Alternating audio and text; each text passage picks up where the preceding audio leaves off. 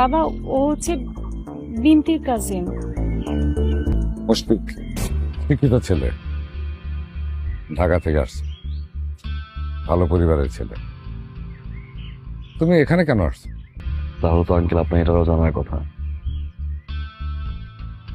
যে আমি তানভীরের জন্য আসছি।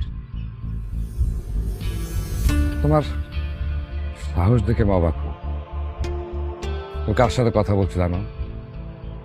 আঙ্কেল আপনি এই গ্রামের অনেক বড় একজন মানুষ, অনেক প্রভাবশালী,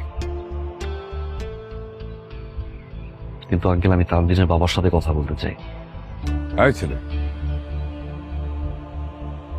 তুমি এই মুহূর্তে এই গ্রাম থেকে চলে যাবে, তা না হলে নইলে কি আঙ্কেল মেরে ফেলবেন?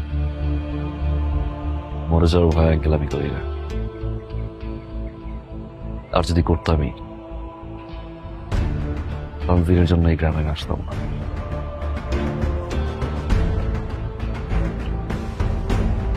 বয়স তো কম, বুঝতে পারছি না। তোমার একটা কথা বলি, তুমি চলে যাও, আজই চলে যাও।